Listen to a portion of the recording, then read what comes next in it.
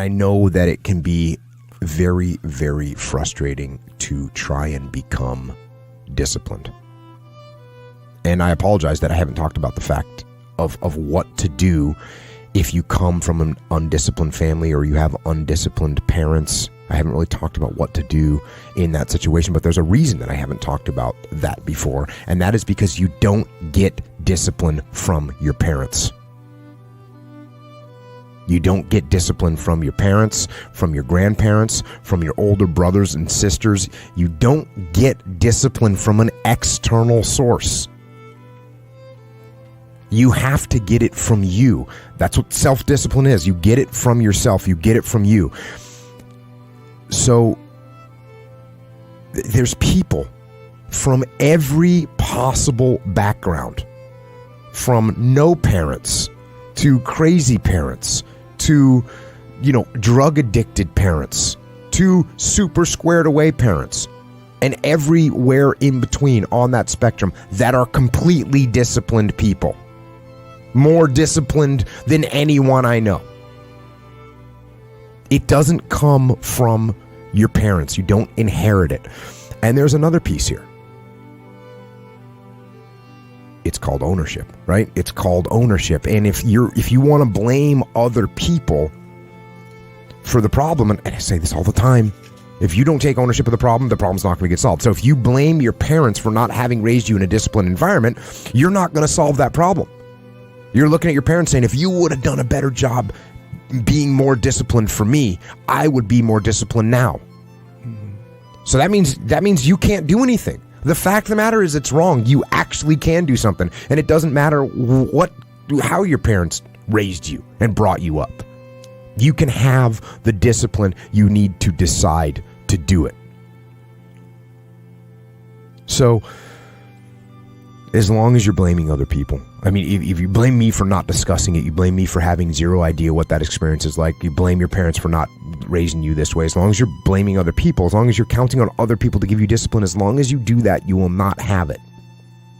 So, again, I'm sorry, I should make that more clearly, and I'm trying to make it more clearly now. And like my parents are good people. They had successful careers as educators in public schools.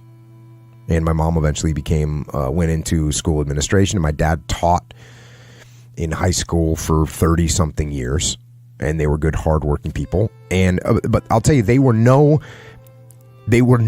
extraordinary preachers of discipline. And I'll tell you, I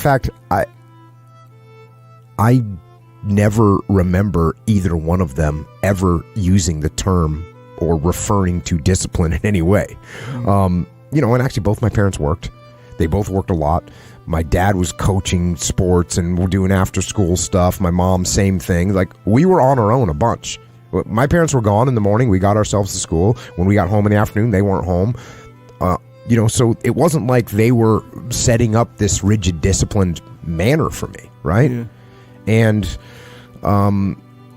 you can see this with families, many, many different families. There's families that have kids that the parents are very disciplined and the kids are wild and out of control. Sometimes it problematically so, right? Kids that come from really good families, but they get addicted to drugs, lack of discipline. Kids that come from really good families, but they spin out of control and go in the wrong direction.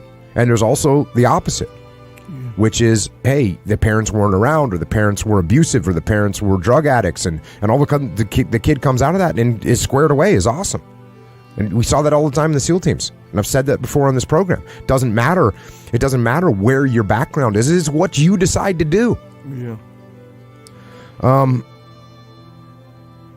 I'll tell you another thing. It's not even from the military. Like, the military requires discipline, obviously. But there's plenty of people in the military that don't have it, right? And many people lose their discipline when they leave the military because it's not being imposed on them anymore. So, I mean, just go look around. Being in the military does not make you a disciplined person.